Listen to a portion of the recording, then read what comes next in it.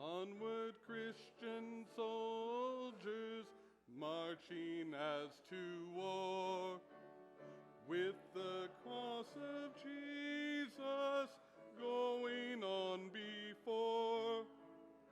Christ the royal master leads against the foe. Forward into battle, see his banner go. Onward, Christian soldiers, marching as to war.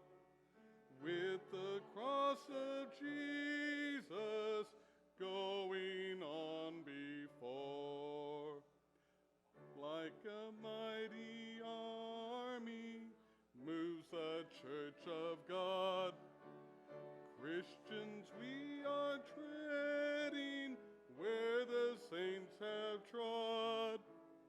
We are not divided, all one body we, one in hope and doctrine, one in charity. Onward, Christian soldiers, marching as to war. With the cross of Jesus going on before. Crowns and thrones that perish, kingdoms rise and wane. But the church of Jesus constant will remain. Gates of hell can never against that church prevail. We have Christ's own promise that can never fail. Onward, Christian soldiers, marching as to war.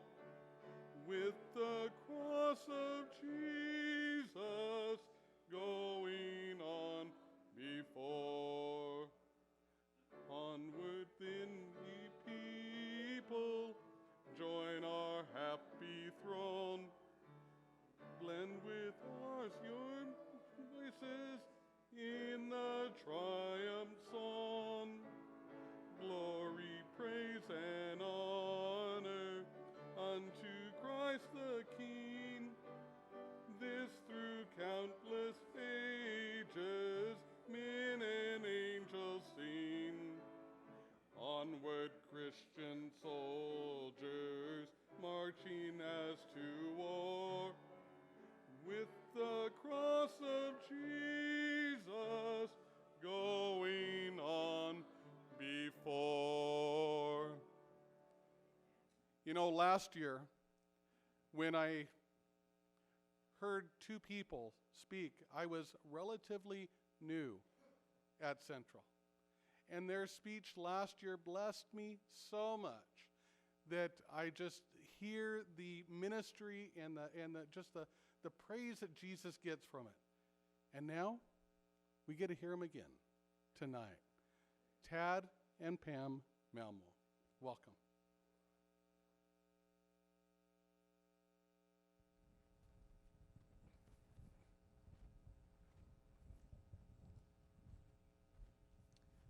Well, thank you. I want to say thanks to Guy and Twyla for taking and singing and playing the piano.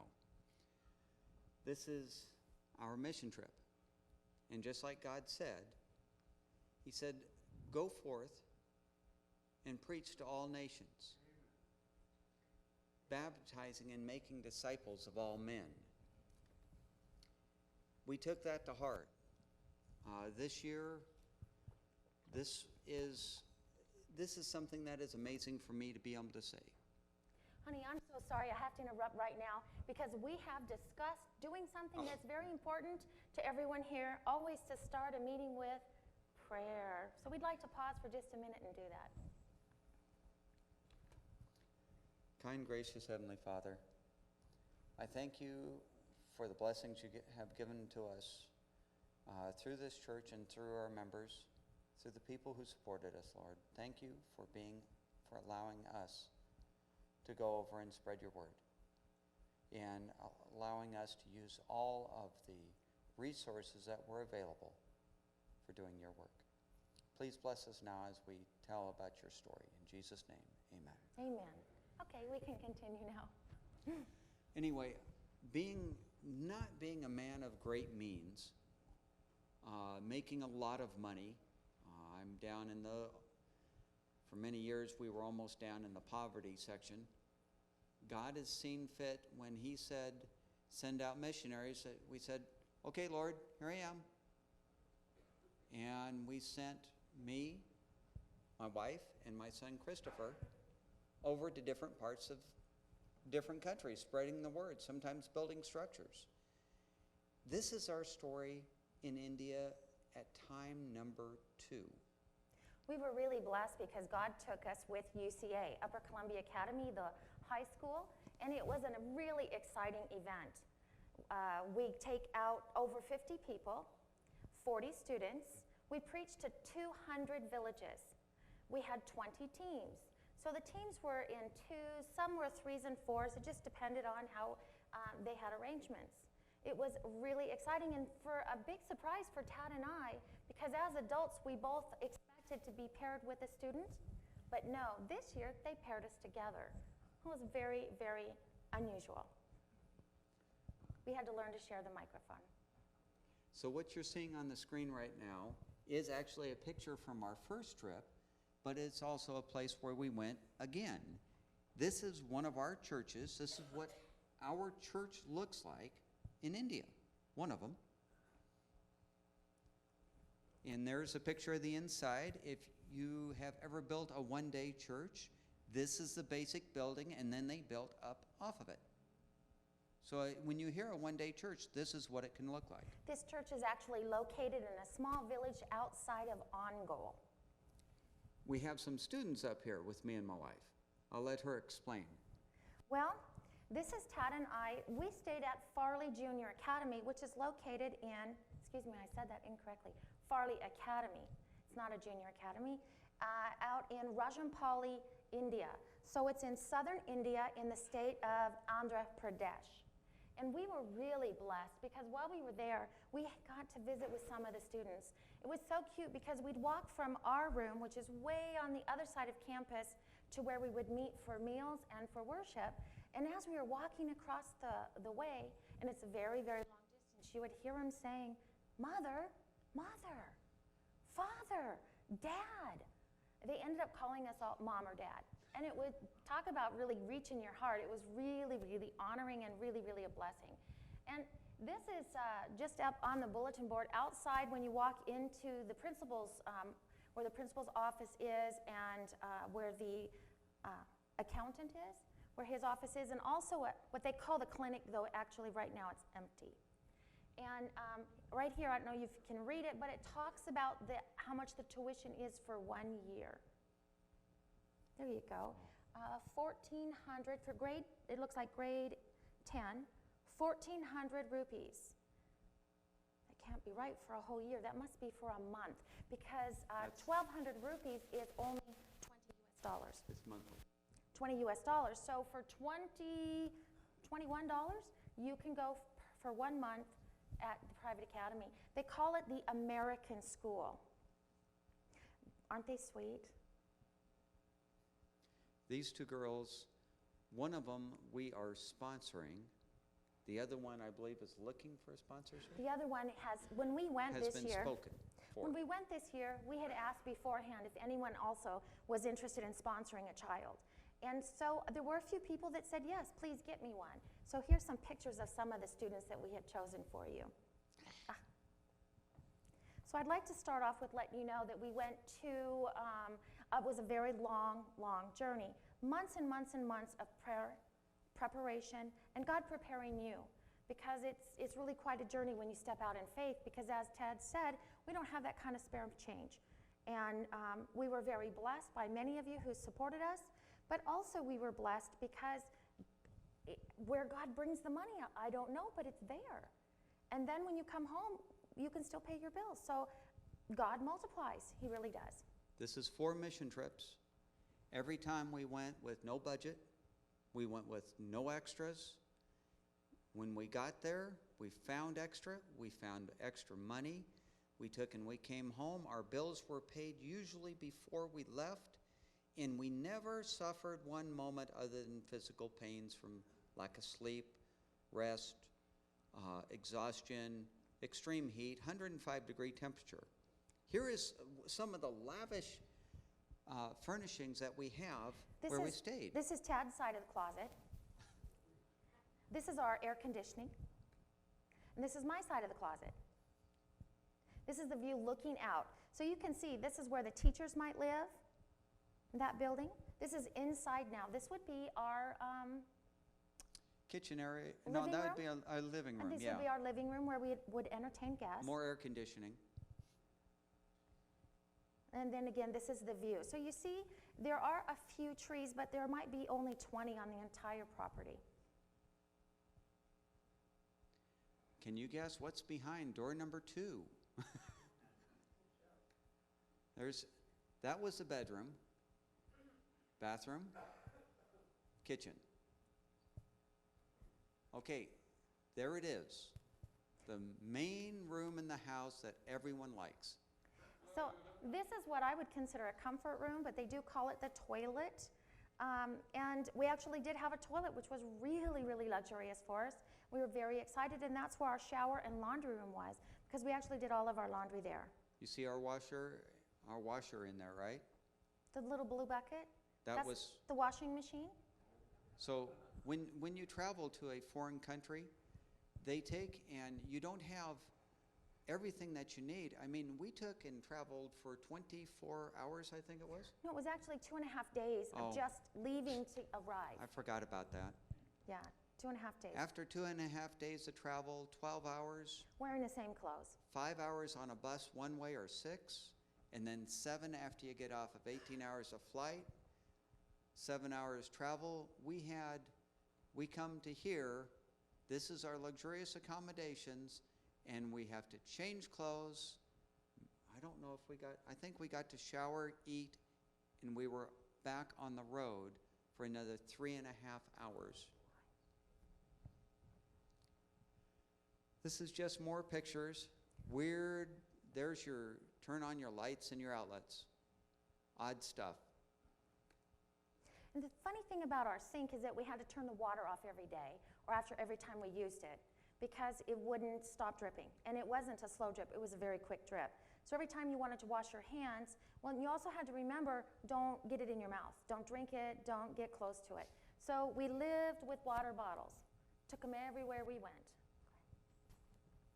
So this is the campus. This is the view looking, we're just kind of in front of our building now. So you're looking, I want you to see this right here in the very middle. You can see a round structure, nice round structure that does have a plant planted in it that has about 3 green leaves. Yeah, at this time the plant wasn't there, it was already gone, if you're wondering. So again, this is looking across the campus. That long building, that's the classrooms.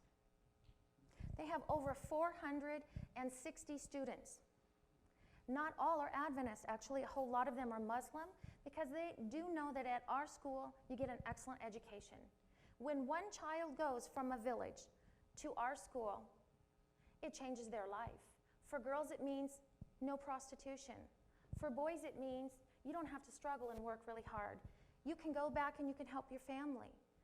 For a village that sends one child to our school, it changes the entire village's financial outlook, their attitude. It has such a huge impact. It is amazing. Here's something that's interesting. You notice this is a school play yard, right? You've seen all of ours, right? They have green grass, trees. They look really nice. This is a school play yard. This is dirt. Over here is the playground. I'm sorry, I should be pointing on the screen.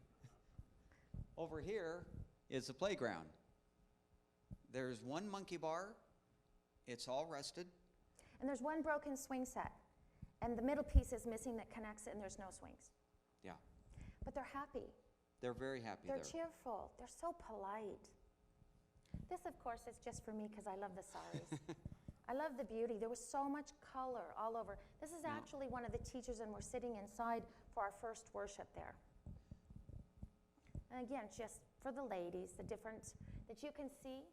This was a huge blessing. The last Sabbath we were there, we get to have communion service.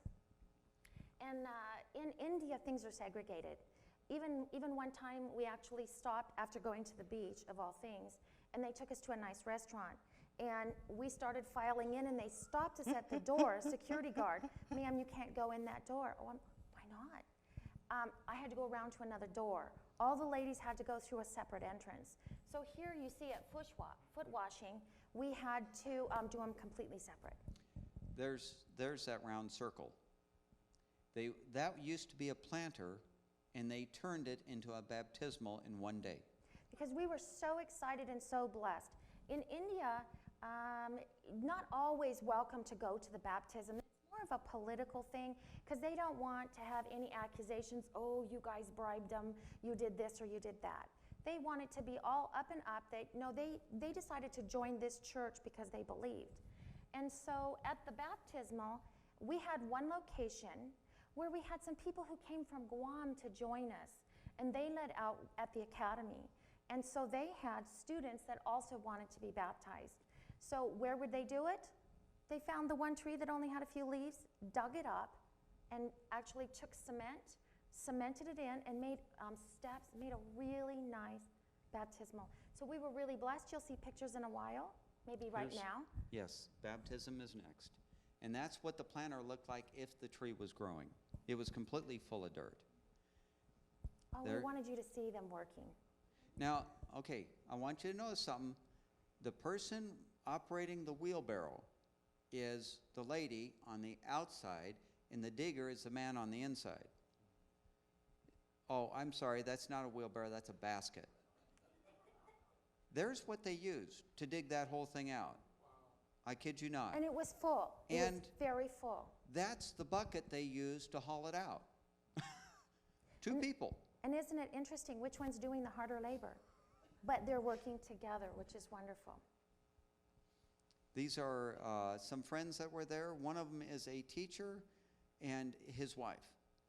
The teacher was a historian. Oh, he told some excellent stories. Actually, Pastor Dave, I thought of you many times because the history lesson that he was able to give us while we were out was real exciting, telling us about when they had problems with the British and the peaceful way that Gandhi demonstrated and things that they were able to use, like was cotton and a cloth they made that helped give them freedom and independence. This is excellent. Do you see these little red books in the back of this card? There's 112 of them. And Pam and I, when we went and preached, and with the 20 or 10 Bible workers that were working our area, and the pastors, that's how many baptisms there were in our village. Out of 200 villages, there was, I believe, 2,000 baptisms. 2012? 1,128. Oh, I'm sorry. But I want to let you know, that was the early numbers. I tried to get the current or the final numbers, and I wasn't able to. One of our leaders, his health was severely challenged, and he had to come back on an early flight. And he's the one that we would usually get our numbers from. So I'm sorry, I can't give you our numbers. I know that Christopher and his partner was a student from UCA, a young man named Robert, and they had a similar number. But totally between what did I say, 200 villages? 200 villages for 10 nights we went. We had a total of 1,128 baptisms at that time. We also had iCamp. See, here's a series of pictures. And I don't know if you can tell, but that one girl in the middle is a little pale looking. She was actually a daughter of one of our group members. And we did have one of the students also from UCA get permission from her parents long distance and was able to be baptized. So what an exciting blessing for us, because we don't get to go to our own personal village baptisms, but we did get to witness it. And what a beautiful, beautiful example. These were 18 students at Farley Academy. And this here was just a picture that was rather cute. You see the gentleman sitting up on top of the roof? They had a better view. These are, this is the traditional wear. This would be Sabbath day wear that you would see the students in. Oh, That's Tad photobombing us. But we also wanted to let you know that these young ladies are coming from our village, Mogola Pali. And so there's Christopher, and while we were there, we actually adopted the young girl in the middle. Her name is Kezia, and these are her friends. And so we wanted, and what's funny in India, you bring out your camera, and people you don't know in the street will come to you, can you get my picture, please? So we would start with one person, and before you know it, you might have 4, then you could have 10. Now this gentleman in the white shirt is very exciting to me. This is Pastor Paul. Pastor Paul was my translator last year. So it was very exciting for us to get together and to be able to talk over changes and how things are going. then I got a surprise. One of the students comes up to me and he says, "You preached at my village last year." And I'm going, "Are you serious?" "Oh, well, yeah." His name, I want to say Sun was the name of, his name was like the sun. And that I do not remember his name, but I remember him. And it was really cool to see. These are some more of his friends. And what's so exciting about this, it's like God is just handing you a personal present. When someone comes up and remembers you from last year and wants to say hello. We had so many exciting things. It's so hard. The whole time when we're traveling back, we were so excited. What do we share? What do we tell them? There's so much we wanted to share and to tell you, but we realized you don't want to sleep here tonight, so we won't do that. This is one of our really, really exciting blessings we also had. This is one of the 10 villages that we actually got to visit. We wanted to visit more, but we were so remote. We were 3.5 hours out. That's one way. That's one way. So, you know, that's a long time to travel. And it just, the roads out there, man, I tell you, I've been beat up in trucks before, but nothing like this. Now, this is, so you have an understanding, this is a normal village. This is what most places look like. What's exciting about this village, too, it's called Diwali, is that this village, and here we are posing with them, these are all the members. They actually have 30 members plus 10 children in a total village of 500. This is just praying in the houses. That is one thing. When you go on a mission trip, everywhere you go, you will be praying for people. They will want blessings. They will want you to bless the oil. They will want you to bless the cross. They will want you to bless their house. Their cars. Their cars. Which yeah, is we a good did a car. idea. We had I'm not sure what we have in the pictures to show you. I don't know if you got to see the book in her hand, had the nice little Seventh-day Adventist logo. So that would be in the quarterly. But yeah, we had hopefully a video to show you some of the traffic issues and concerns. You pray a lot when you're driving, trust me. There were a couple of nights when I was in serious prayer that we got there safely, or even that any of our teams did arrive safe, because it's very, very scary. And the way they drive is very, very scary. And I'm happy to not have a driver's license over there. Very happy. Well, we've switched subjects now. Now we're into food. And when you go to a foreign country, they do have McDonald's. Unfortunately, we don't have a picture of it because that was at the airport in Frankfurt. Over there, I didn't see one. I didn't see a lot of, well, the fast food restaurants, we'll show you a couple pictures of the food you're going to eat, and we'll show you a couple of restaurants. They're really different. It's a growing experience. This was a nice little berry. It was a little tart and a little sweet, and I enjoyed it. I wanted to show you that painting. Go back to show them the painting. Because I think this painting was meant to be, you know, like in the olden days, like we might have seen a painting, you know, back in the 1800s. I saw those. I saw those when we were there. We saw that many days as we were traveling. It looks just like that. This is in a 5-star restaurant. This would be like going to the Spokane Club. That's how ritzy this restaurant was. You're eating on granite. All the chairs, there are no cushions except for in the benches. This is what the food looks like. And you have fresh fruit, you have rice, almost always a hard-boiled egg every once in a while, and some juice. This is praying. Mm-hmm. And you'll notice there is not much for decor. They don't do a lot of decor there. It's mainly blank walls. It's very simple. Things are very simple. This is actually a fruit. And what was really funny is someone else, it doesn't really look appetizing on the outside, does it? It looks like a potato, or like a small new potato. And one of the other leaders, I asked her, well, what is this? She goes, oh, they're terrible. You don't want one. I said, oh, I'd really like to try one. I actually enjoyed it. I thought it was very tasty. These are just what some of the meals, it's mostly dal and rice. Dal, which is lentils. Mm-hmm. And it's just in a curry type of sauce. For us, they were very nice, and they took and did not put a lot of curry in it. We actually had eggs on the left-hand side of the screen there. Honey, I'm sorry to interrupt you, but I don't believe that's egg, actually. I've forgotten what it's called, but it's actually made out of rice. So it's like a very, very thin pancake. And they would make them out of wheat often, and then one of the favorite things is people would take peanut butter and jam and roll them up into like an enchilada and eat them just like that. I don't remember what they call them. Now, something interesting, if you see any fruit on here, the watermelon is ripe.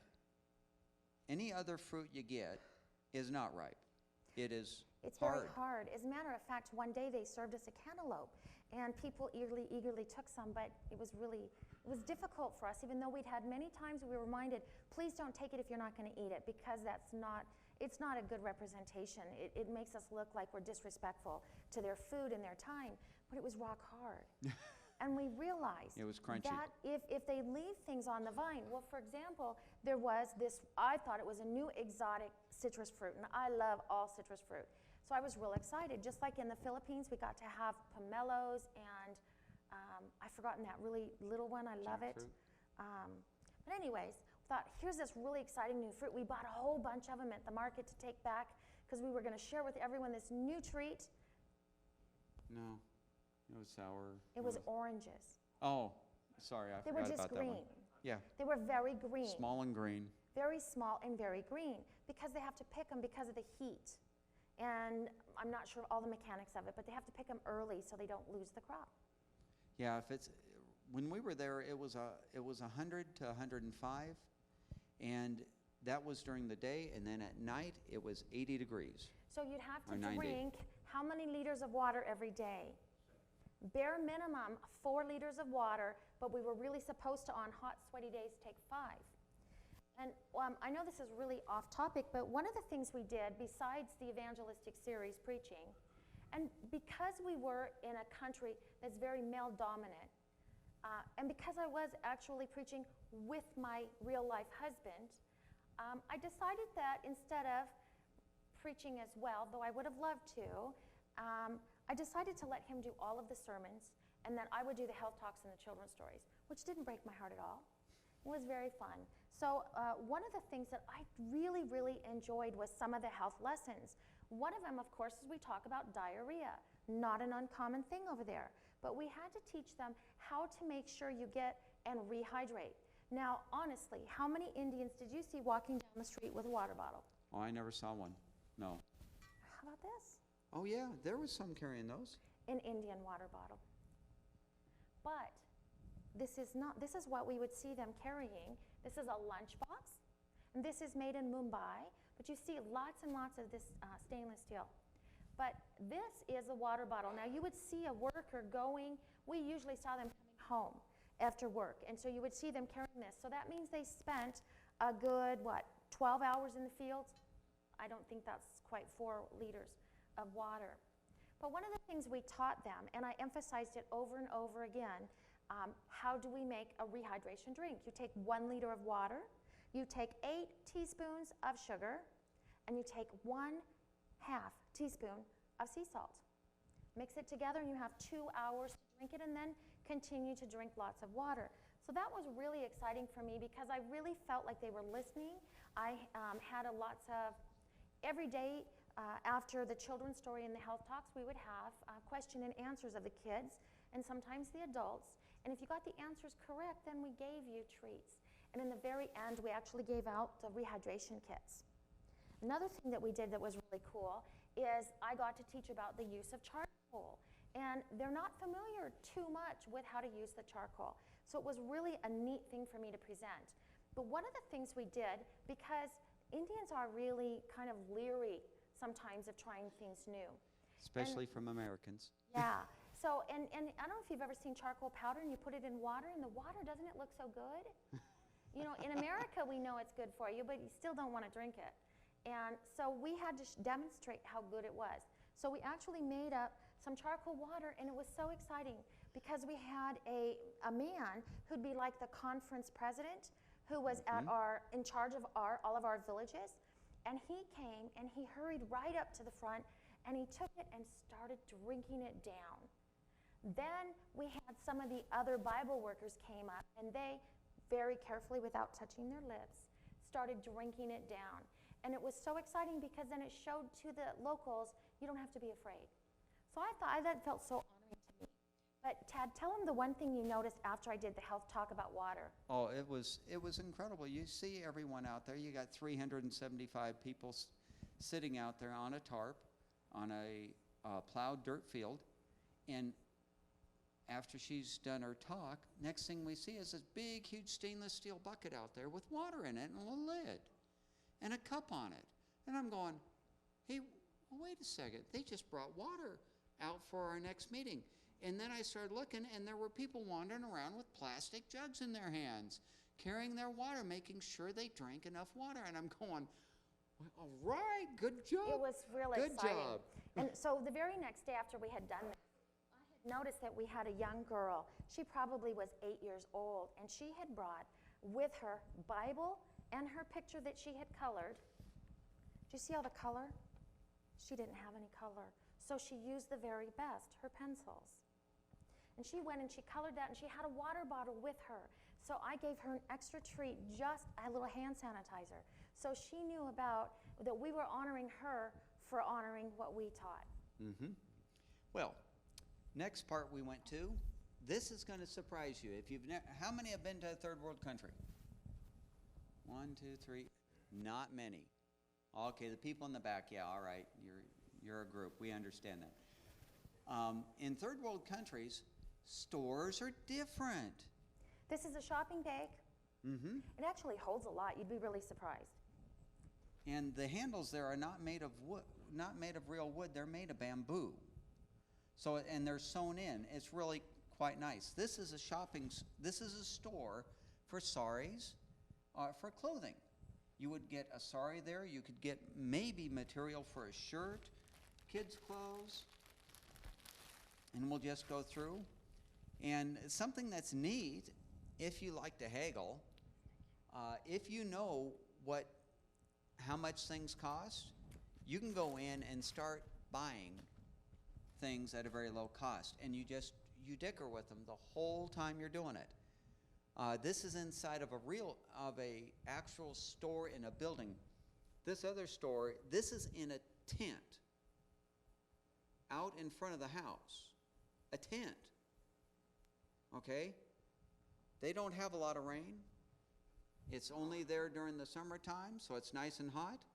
And every one of these little boxes that you see on the screen is something else in it. It could be men's shirts, whatever. This is how they display everything for you. This is what it looks like when you're shopping. Okay, this is the city center. Do you notice it's not, wow, it's a dirt road with some, they've taken and put up billboards and then taken them off or painted. You notice there's no cars. There's very few people in a car. This is an actual, they're showing dresses and kids' clothes for little ones. Here's for ones that are taller. And it is all the little boxes in that. You can see the little guy in front.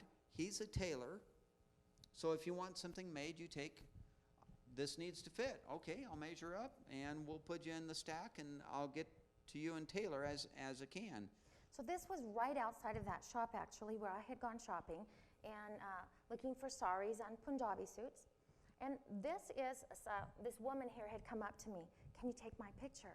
And, you know, she had this scarf on, which looked different, and she wore a shirt, which was more like a man's shirt. And so I did. You see the big smile? She was so thrilled. Now, does anyone know what they're doing? They're sifting what for? yeah, they're sifting out the bigger rocks. They're actually making, we actually did this process in Ecuador when we built the one-day church. And this is, I know it in Spanish, it's making mezcla. So you're making the stuff to make the cement. So this is in the middle of the street. And, well, you saw how big the streets were, so you know there's not many cars making through that, except for that one. There's a little, that's called a surrey, I think it is. This is how they display their items. They don't have enough room in their shop, so they take up street space, and that's okay. And I don't know if you could see, but right there sitting out at the edge is a white man. You see, when there's a white person, it's pretty big, serious business because there's not that many of us walking around. So they all made sure I saw him, took his picture. Every type of fabric color that is made on the earth, I swear, they put in more than you could ever find. This is what all the stores look like inside. Every space has something in it. You never take in and look. Spices, you want spices, you want beans, lentils, rice, I don't know what else is there. That's onions, here's pasta, smiley face pasta. Peas, I think. Chilies. Chilies. Here is... This is at the tailor. Yeah. So this is the entry, and you know what? I want you to go through the pictures here. This is their high-tech machinery.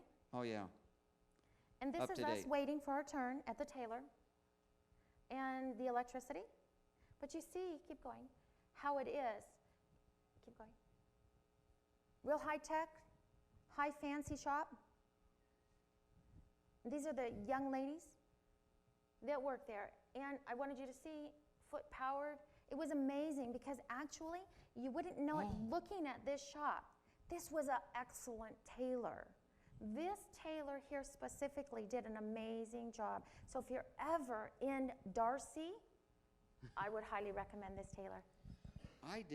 It just dawned on me. I'm looking at these old Singer sewing machines, and I mean, I'm sorry, ladies, these are ancient. They have one speed, as fast as you can pump or as fast as you can press. And the reason they have, I couldn't figure out, why do they still have treadle machines there? That's silly. Then I remembered.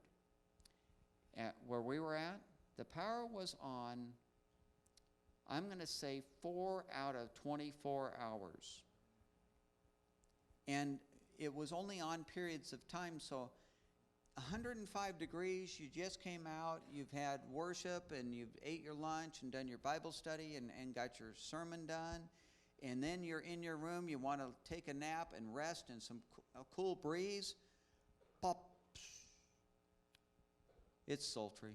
So in the high-tech world we live in, where we can always charge phones and computers and make sure our projectors are working well and get everything running for your meeting at night, it was a real challenge because if you could find an outlet that worked, that was wonderful, then the power often went out. So it was an amazing challenge. That's why they have the old treadle machines. So this is what next door to the tailor.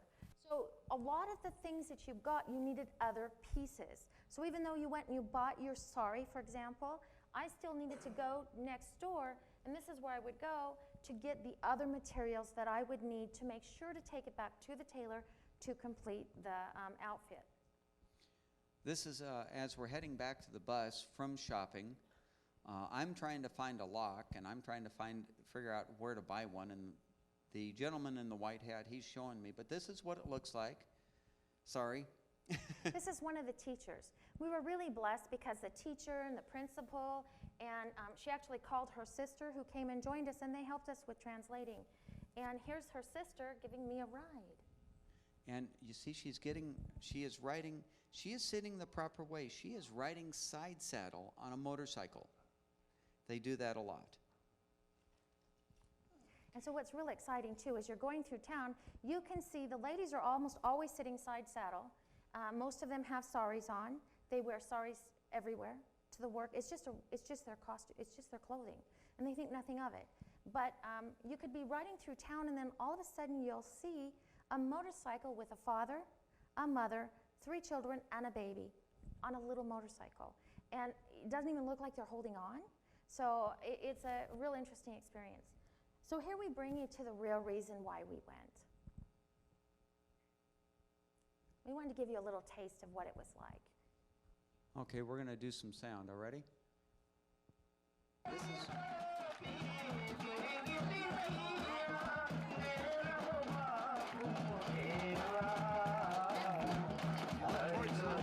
Gentlemen wearing the white, you will see the percussion.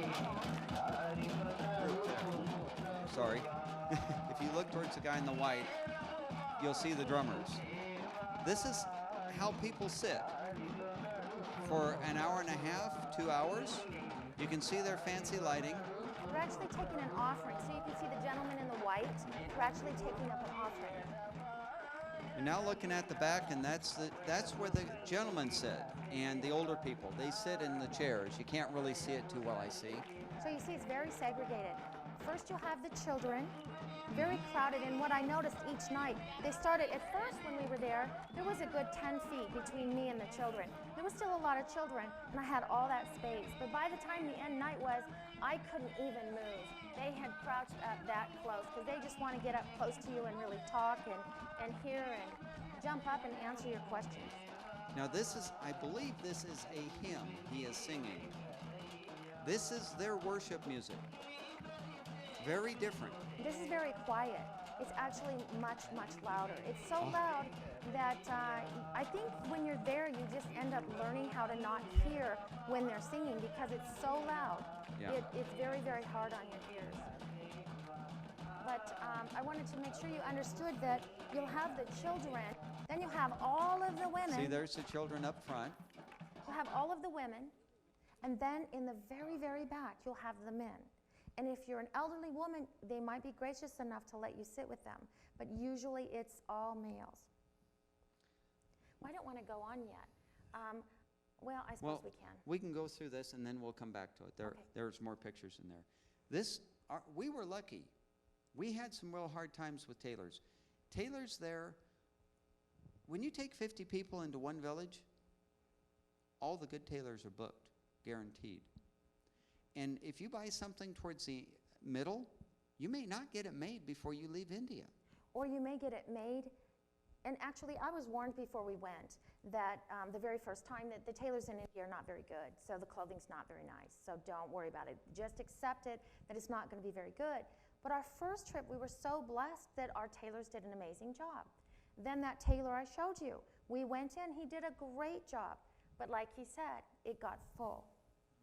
So then we started going to friends of friends, and the quality started going downhill. But God blessed us. He was with us every step of this journey. The lead pastor of our village was a tailor. Him and his wife both did tailoring.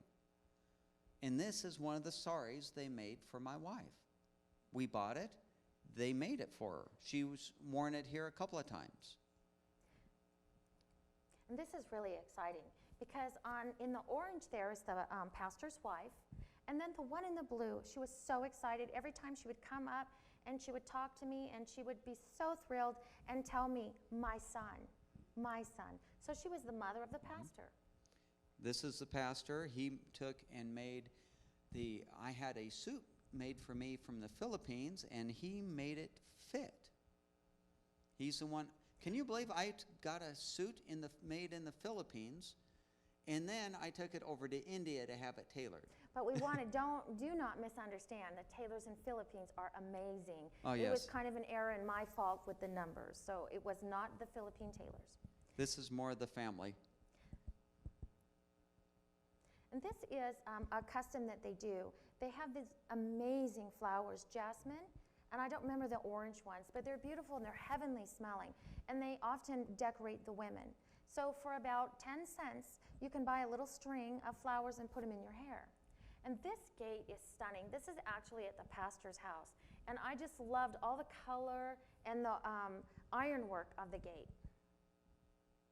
This is us with our driver and our interpreter, Samuel. Okay, don't go yet. I want you to take a look at that bed. Can you see that? It's just a cot. Now there is a thin blanket on top or a thin sheet. Oh no, it's not a cot. A cot has a cushion on it. This has strapping going across both directions, like the old lawn chairs. That's the bed part.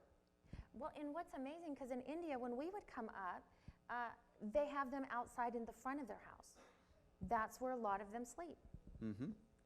Now we're back at our site. This is the pastor and our driver. These are the luscious accommodations we have out in the middle of the plowed field. Okay, I want you to imagine this. Go out to the Palouse. All right, find a treeless spot. Plow it, make it somewhat flat. There's your meeting site. All right, we ready to go now? This is what it looked like up on stage. That was one of the head of the conference, I believe. It was a visitor that came and just spoke for a couple of minutes. Oh, it was, okay. And this gentleman sitting next to Tad is our translator, who happens to be a teacher and an accountant at the school. This is what our site looked like. It is not anything razoo, but for there, it was the Taj Mahal. What was really interesting was that, I don't know if you had seen it off to the left of the picture. Can you go back maybe? Can you see it right there? It's off on the right. That was our screen. We had big technical difficulties. We had a Jesus video to show every night. We had wonderful, wonderful DVD display of our sermons and the health talks, which we got to work not at all. We had carried projectors, and they're 8 pounds. When you get 15 pounds limit and 8 of them is your projector, you really, really care. Our computers, how much did they weigh? Oh, they weighed a good 8 pounds, so 6 pounds. You got one 70-pound baggage. No, 50. Oh, I'm sorry, 50, you're right. One 50-pound bag, and you got a 35-pound carry-on. And a... and then a backpack with your computer gear. And Ladies also got a purse. And I got a purse, so I got a big one. And I had in it a computer, and I had 2 cameras and my real purse in that. But so you really care, and it's so sad because we knew we had this great visual presentation for them that would reinforce what we're saying, and we didn't get to use it until the very, very last night. Yeah. We actually had traded out with enough of the other students, and we were able to get a projector and a computer where we could show them the Jesus DVD, or just part of it. At the end of our talks, they have a tradition there. They take and they will put us with leis and garlands, and we will take and get a garland from every village. We had 10 villages, right? Yeah, and the garlands weigh about 5 pounds each. And they smell great. You have to be careful because they will stain your clothing. But God was really good, and we didn't have that problem. They also made us the Maharaja and Maharani. And they made sure they told us exactly what that meant. Maharaja and Maharani is a prince and princess of India. So what an honor. So you feel a little silly in the wearing the crown, but it was quite an honor. Here's something else you need to know about India.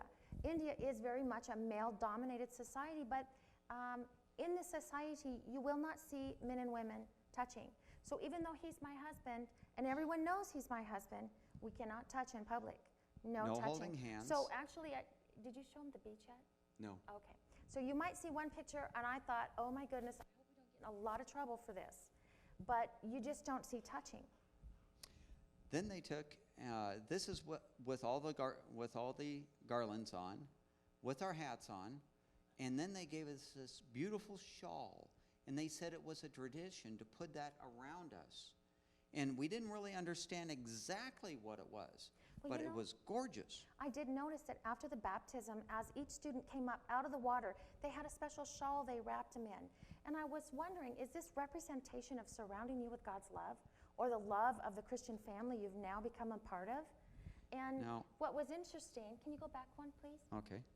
2, 3, there you go. So for this one, because remember, we're very self-conscious, so we stood a pretty distance away from each other, so no one could say we were touching. And what was so interesting is everyone had gotten out their phones. They all have flip phones or little smartphones, and there's a whole line of people up taking pictures, and they're closer together, so we're standing closer. And then they said, no, touch her, hold her hand. And I'm like, oh, I can't believe you're asking us to do this. And so that was really, again, another honoring thing. Now what you're going to see in some of the next scenes is we are giving them, when they give them to us, it is honoring us. But we also take and give them back to other people to honor. We honored people the sound people, the people who were doing the drumming, the people, the Bible workers who were here. We honored them. This is us standing up there preaching with our interpreter. So for the very last sermon, actually there was one in there that I did preach one. That was a neat story. I don't remember which one. Was it Heaven? It was Heaven, because you wanted to do that. And it was cool.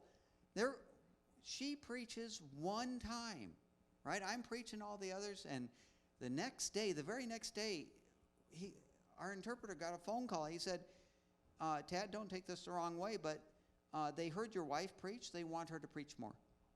And I went, amen to that. I like that idea. That was really nice, and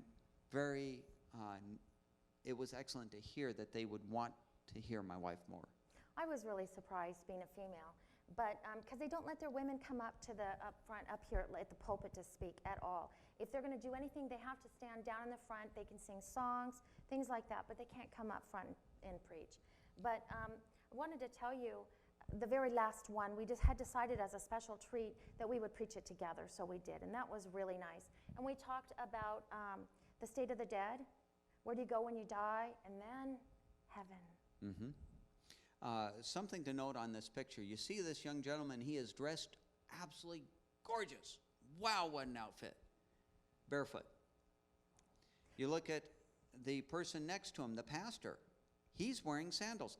Most of them, I notice a lot of people were not wearing shoes and socks. Very much walking around barefoot. And the other thing that I was amazed at, do you see that a lot of them wear white? And it is crisp, bright white. Like this white pants. I wouldn't wear white pants there. White, and it stays white.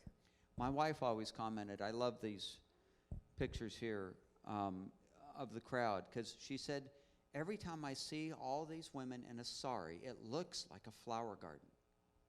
And it is incredible the amount of colors that they have. This is just some people singing.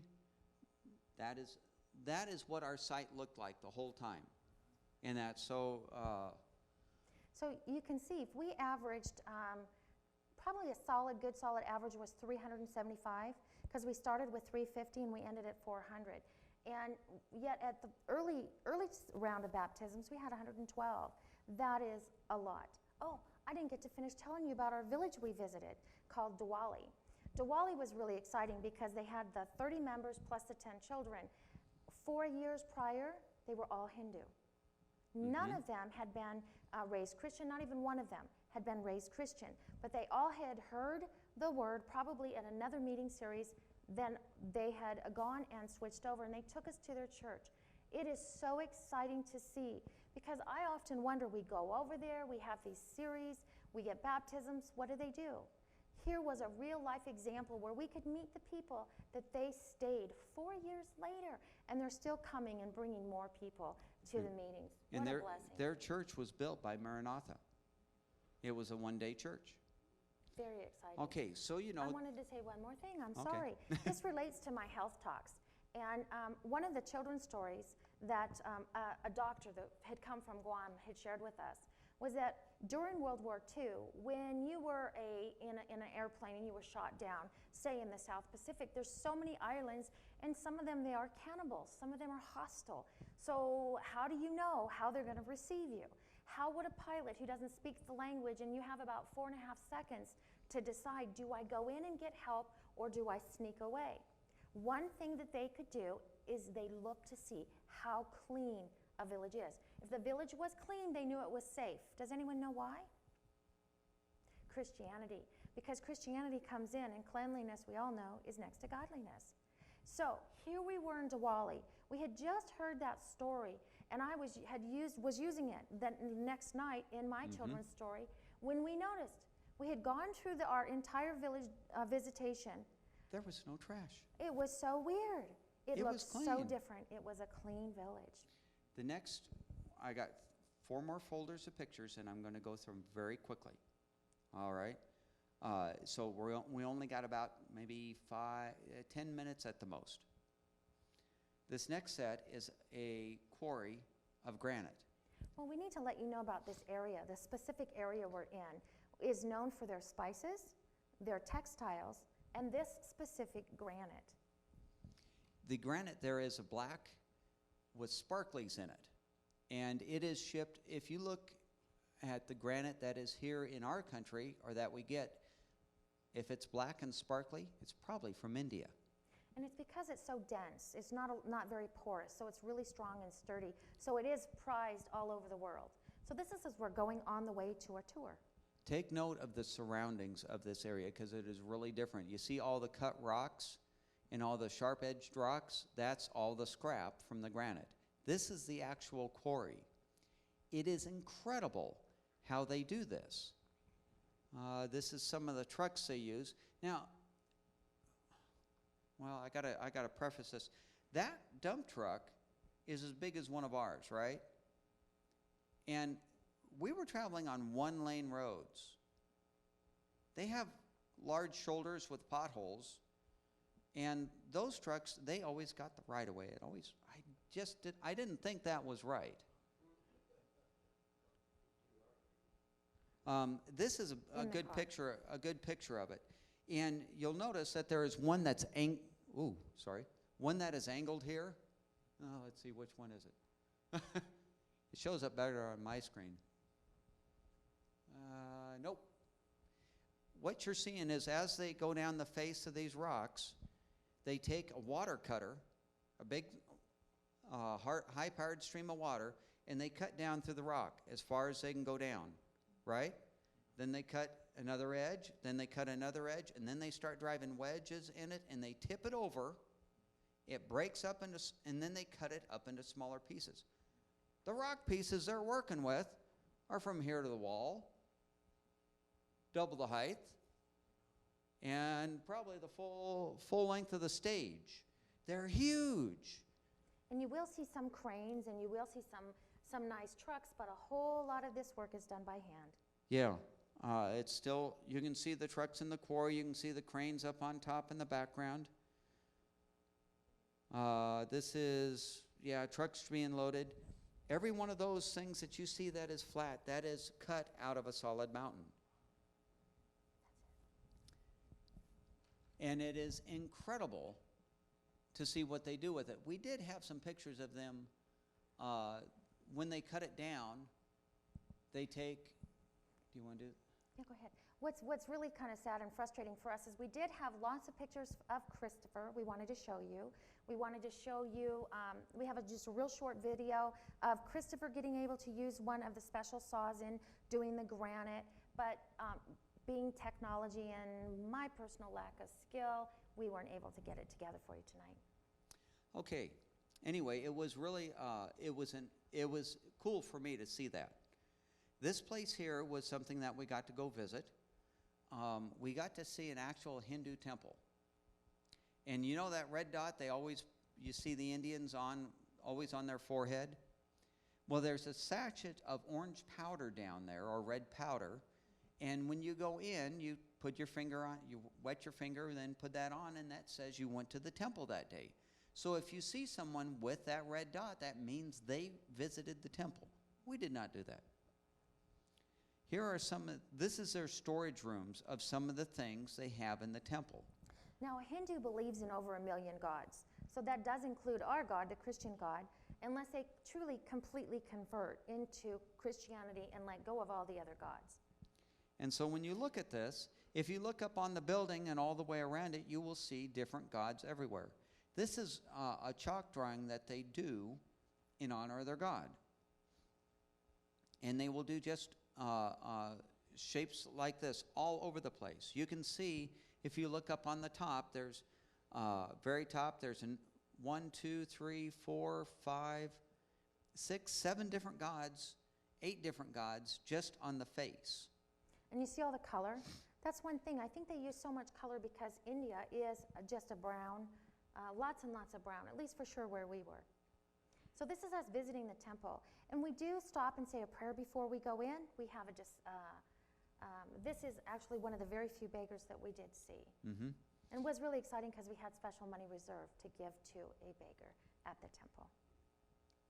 But as I was saying, so they do prepare us before we go. We have a little presentation during worship about the differences and the similarities, you'd be surprised, between Hinduism and Christianity. But they warn us to be very careful because it's not a joke. So if you go into the inner temple, which we did not, but some of the students did, and the priest will go like this and invite you to do this. And they've warned us, don't do that, because when you're doing this, you're inviting the God to come inside of you. And everyone knows that the God that is in there, there is no God in there. It No, is usually It's the demonic. demons. And so also afterwards, we would go out and we would say a prayer, for cleansing and for nothing to come from this visit.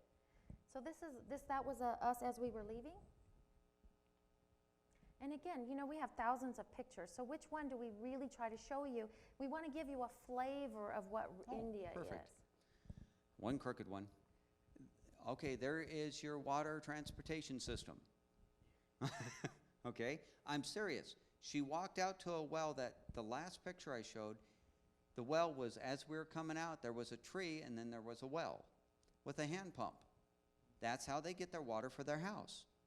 These people live very, very simply. There's the well. Yeah. So you can see there's the water pump, and the people gathered around. They've brought their jugs to fill up for their water for that need, that moment's need. Could be doing their wash, could be cooking. This is a fancy fence that they use. They take and they put sticks in the ground, actual sticks, and then they lace, not barbed wire. I want you to see what's in the foreground of this picture too. That's one of the reasons it's not the best picture. But this is a common sight. You can be driving along and it doesn't matter where you are. It could be in front of a beautiful place. It could be in front of a simple place. Anywhere you see lots and lots of garbage. This is a salt farm, and we'll have other pictures of the salt farm. That is sea salt, right there, from India. That sea salt, I did not know this. We had an historian tell us this. Sea salt is what saved India. That was starting their revolution and making them great. The sea salt pile is here. Right on the other side is this view. And you see a couple of people out there. They're fishing. Do you see a fishing pole? No. They have a net. And this is just an inlet. There's a mountain. There's the fish that they caught. All right? I don't have any more of the of something that I wanted to say about, let's see, let me sit back through here real quick. There. You see all the piles of salt? What they do is this water comes in, they contain it in pools, and as it dries, the salt crystals form, and they rake it out, bring it up, bag it, and then it goes to a place where it's purified. All done by hand. This is one of the places near a church. Oh, this next part is really cool. Nice sand, right? No. This is a rice factory. This is the rice outside drying. And when you go inside this factory, you wear no shoes. I don't understand that. No, that's not true. Actually, everywhere you don't wear shoes.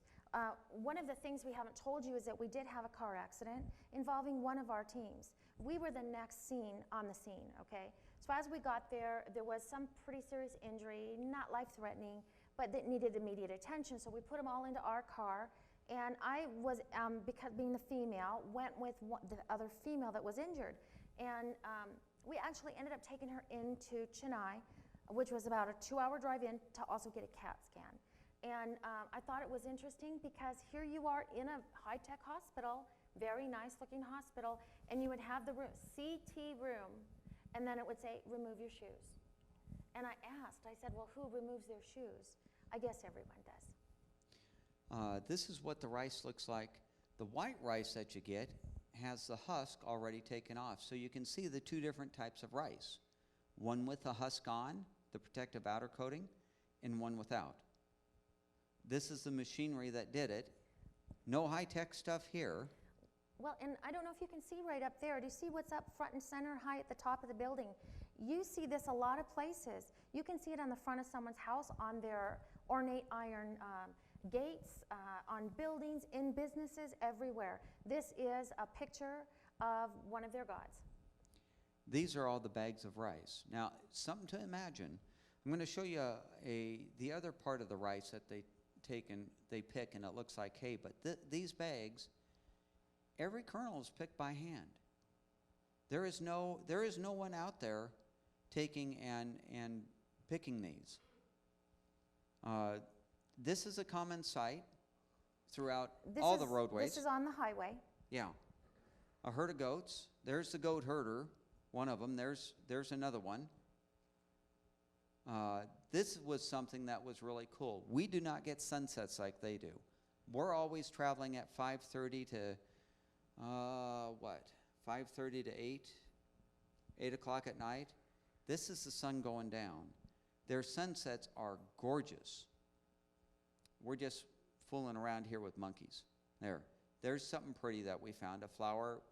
I don't know where it came from. We just happened to see it. Some more of the sunsets. Now look at the ground out there. Okay, you've seen our area. We have mountains, right? They have a mountain. That's okay. There it is. Where we happened to go and speak was actually up in the mountains. You see this all the time. In all the this is not in the farm. This is in the village. This is on the highway. Yeah. And he's going along with us. Most people gather. There is a water pump just off to the other side of the bike.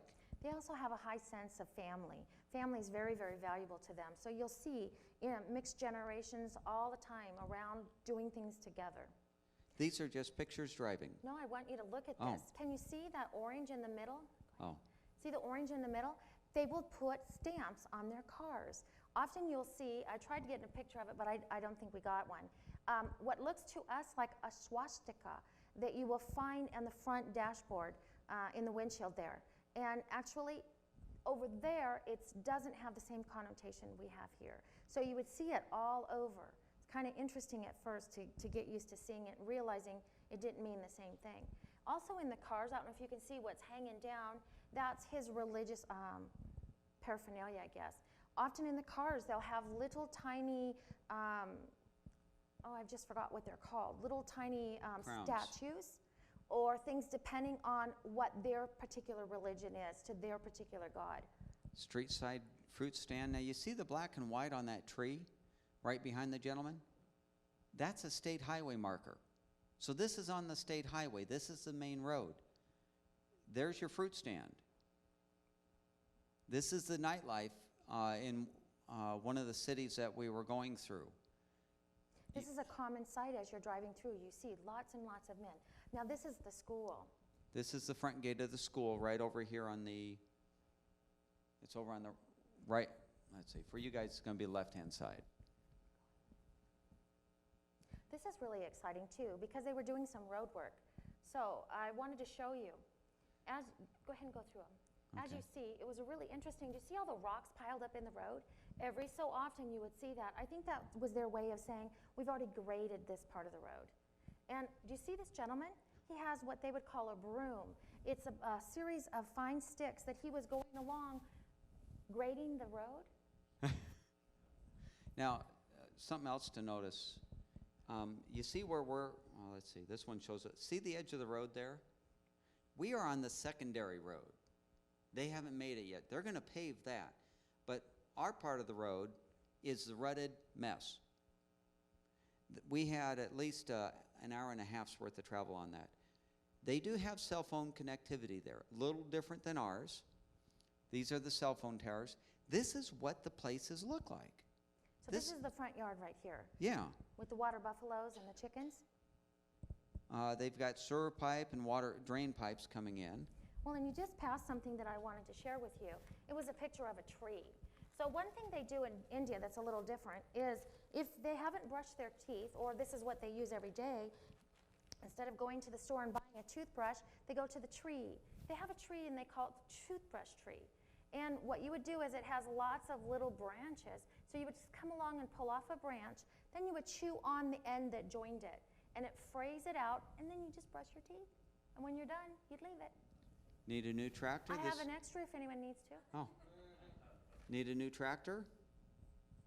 This here is a wood pile. All right? Many people out there, since the power doesn't go very long, they all cook on wood stoves. Not like ours. No, they have a grate where they put a fire underneath and a pot on top. That's their stove. And that is a job, actually, that is a job for someone. They take and cut it down into sticks. What's really interesting, too, you'll be driving along on the freeway and you'll see this bicycle so full you don't even know how the people can get on it and steer it, so full of these sticks. There's your local market again, another type. There's a city street, and when they put a divider down the street, you know it. Now this is, you got to imagine, none of these people live in the city. They live out in the rural country, and they push these things everywhere. This guy, I think, is selling pop or coffee or something. This is a statue of Gandhi. Now, this was fun. Can anyone tell me what it is? Helicopter, you're correct. No, it's a boat motor. And I put these in backwards. Doggone. That's all right. This is their fishing fleet. And these are their fishing boats. Well, they had asked us, would we be interested in going to the ocean? Right, what high school student's going to say no? So in order to do this, we had to get up and be on the bus at 4 o'clock in the morning, which you need to know, we got back at 2:30 in the morning. So it was kind of a challenge, but you're going to the ocean and you're going to go to the Bay of Bengal. So it's okay. So this is at about 6 o'clock in the morning, and so the fishing fleet was just getting ready to go. This is sunrise. A lot different from ours. This is to let you know we were actually there, and Christopher was there too. Look at the sun and the boats.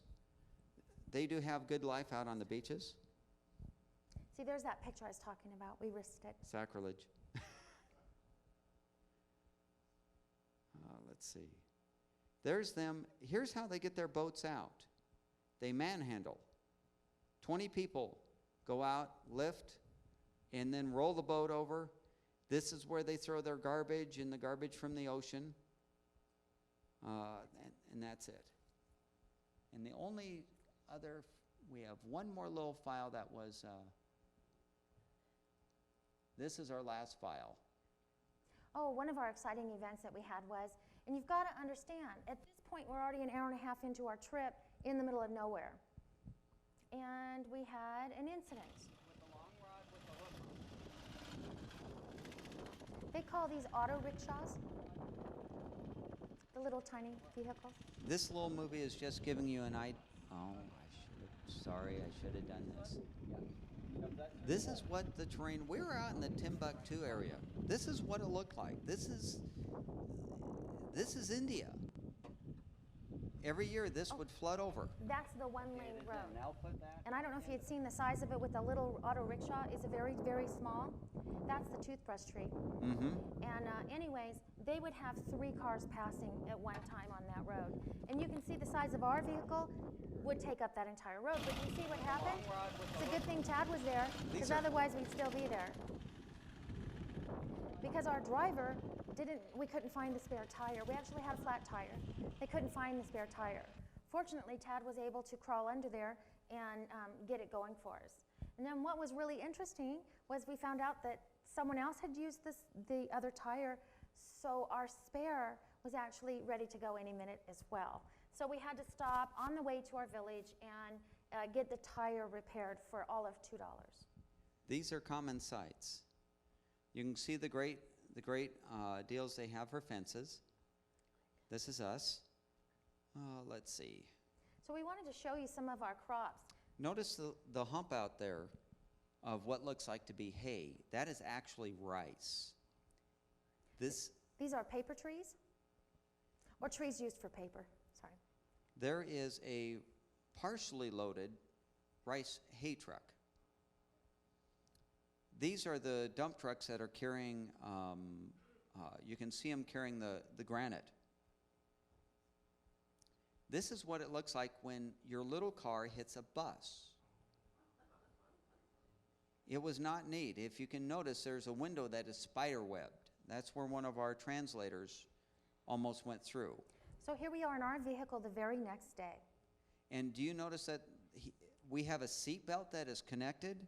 That's the driver that's the passenger in the front. There's the driver. There's our seatbelt. They don't work. They're gone. I said, well, what about our seatbelts? Oh, no, they're only for the front. Yeah. Only for the front. So that was the first day after the accident. There's the next Can day. you see what's going on the next day? No seatbelt. They gave up. No more. So we wanted you to see, this is what some of the homes are. If you can see how ornate, they really use a lot of color. But also, I don't know if you can see up on the top, on the right, can you see the picture? That's one of their gods. I don't know how they sleep because it looks There's a rural scary. street. This is one of the few really green areas. That is surprising. This is a crop. This is rice. This is right here. You're seeing them bake their bricks. And there's the cows just wandering down the street. There's a herdsman with them somewhere. This is kind of interesting. There's a house being made, and then you got two bikes out in the field. One guy's working on the house. Another guy's out there working the field. There's someone taking home a crop. And this bike, I got to tell you something about this bike. This is probably a 100-pound bike. They've got car springs on it to carry the weight of the other things. I don't know how they pedal it. There's what it looks like in front of you. And so you could see, I don't know if you noticed in the other picture, as you're driving down any street, anywhere, right in the middle of everything else, you'll see a very bright little temple. Can you see that big hay thing in the middle? Those are tall trees next to it on one side. We had a day where we had a Indian... Traffic jam. Oh, I told you I was going to show you a fine restaurant, right? There it is. Where you see the fire? Yeah. That's a restaurant.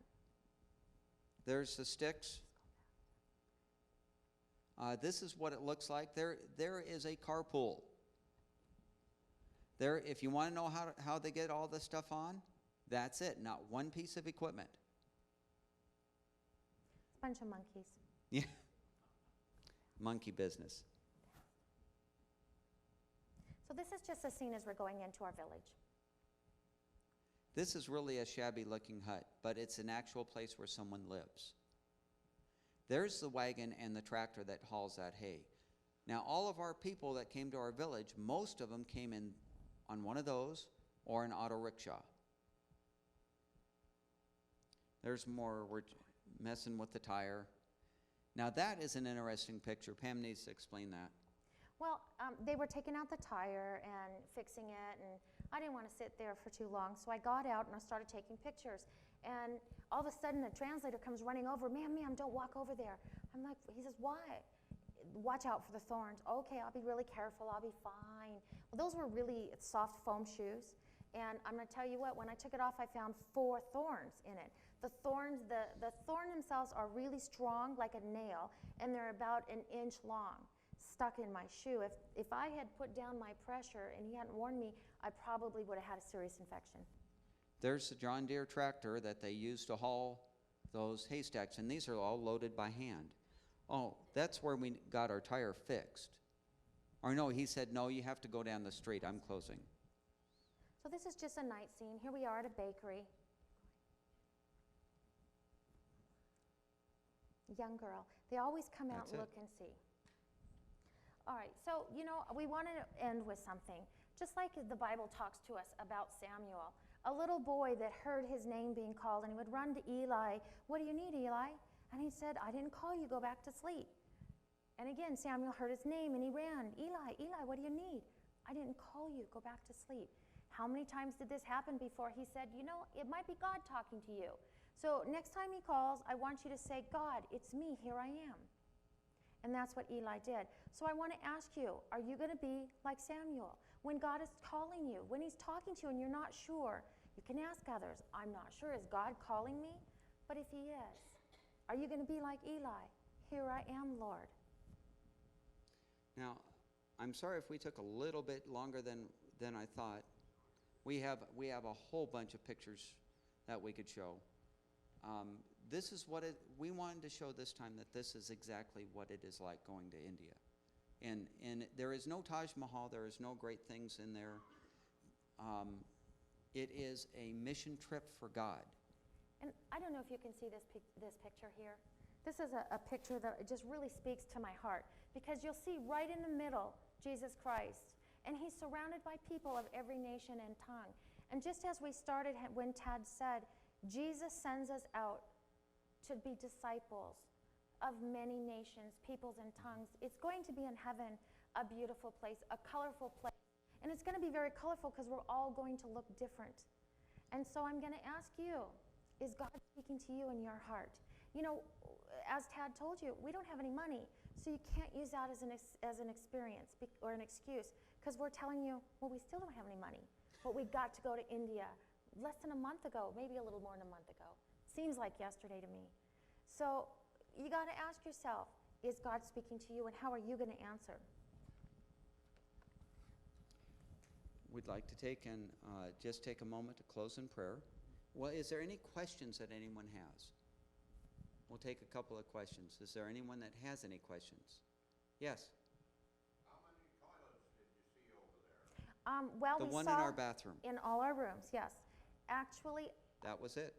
I think we actually saw two. Oh, there was. The one in the fine restaurant. Yes, there was one there. Other than that, it's a very nice porcelain hole. Kid you not. Figure out how it works. Well, And toilet paper, one of the customs, you'd bring it. you bring it if you're going to use it, and it doesn't get flushed down because the piping won't hold it. And the other thing is that when you go to an Indian and you're going to greet them, they love it when you touch them, especially in our villages, because the villages, though they say they don't have the caste system anymore, not exactly true. The people that we went to and spoke with in our villages, they were what's considered one of the lowest caste because they were the field hands. So they picked the chilies, they picked the tobacco, the cotton, and the rice. This is what their job was. And so when us, as white people, by the way, we had this great Indian presentation from one of our big leaders over in India in charge of the Southern Asian Division.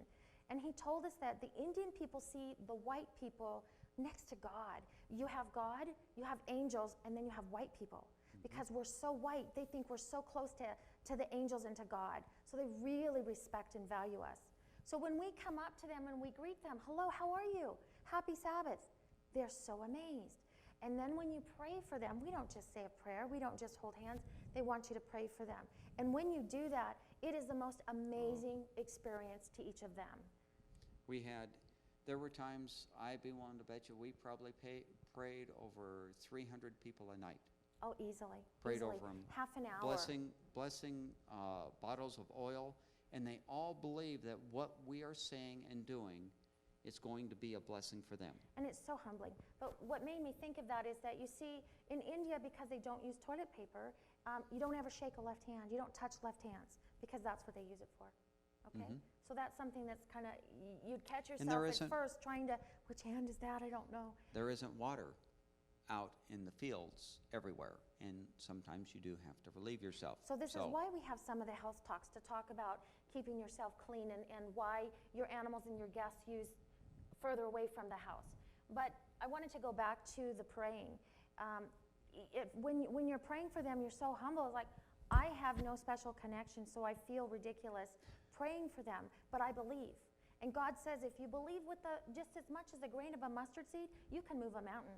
And so I claimed that promise a lot. And I said, Father, you know what's going on with this person, because I don't speak their language. And sometimes they would touch their head or their heart, or they want a baby, or whatever it is. And I know, who am I? I'm no one special. I'm not Jesus Christ. I'm not one of the disciples. But I think in the Bible it tells us we can do. We can have the power that comes from Jesus Christ. So I would claim on that promise. And you would pray. And it is, when you're done, it's just such an amazing experience, because you feel so humbled to have been actually a representative for our Savior here and now. So this is our way of just saying thank you for all of you who donated and helped us get there, for everyone that took and prayed for us while we were there. This is our way of just saying thank you, to let you know your money was well spent. As you can see, we didn't ride around in the Ferrari or the Lamborghini. We only ate at one really nice restaurant. I think we ate at two. But all the money that you donated, we paid for the Bible workers, the pastors, the vehicles, the lodgings, the translators. We paid for all of our food. the Bibles that are given out. And all the Bibles. And we also had an eye clinic that came. Mm-hmm. We had a gentleman who's actually Indian, who is world-renowned as the most amazing cataract surgeon in the world. Many people come and watch him because he will do enough cataract surgeries in 1 year that's equal to an average surgeon's entire career. And he is so amazing. So he's had people from around the world come and watch him, and when they're done, they say, this man has more than human abilities. We believe that his God is with him. And so he's Indian, so he likes to come back to India. So they had raised $40,000 because in India, well, you're only paying for his supplies. You're not paying for his time or his crew or any of his food or any of his things. But he did over 600 eye surgeries for $50 each, both eyes. Here in the United States, it's $800 an eye. No, that's 4,000.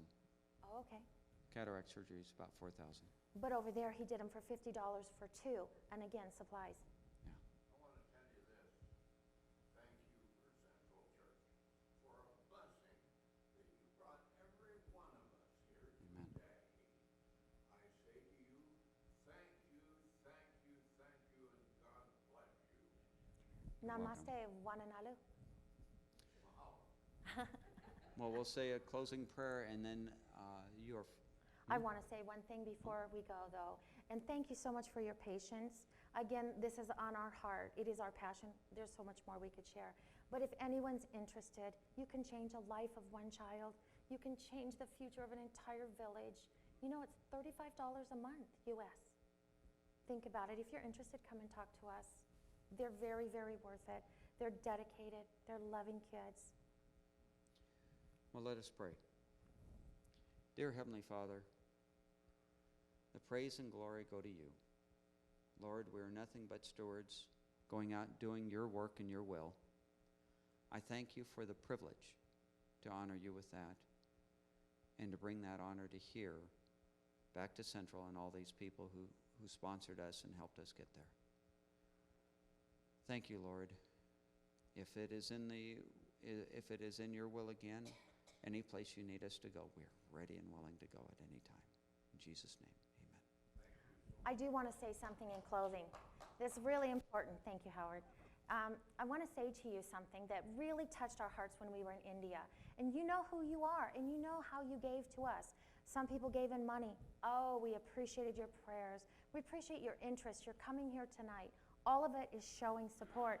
We want to let you know that there was 1,128 baptisms. I think there was a whole lot more than that because we don't have the final number, but we know for sure 1,128 baptisms you all get to have some credit for. So one of my favorite things about talking in this sermon about heaven is I get to turn to all of the visitors and say, let's make a promise right now. Let's meet together at the tree of life when we get to heaven. Amen. And all of you now can show up there and meet people you also have a part of in making it and coming to heaven. Thank Amen. you.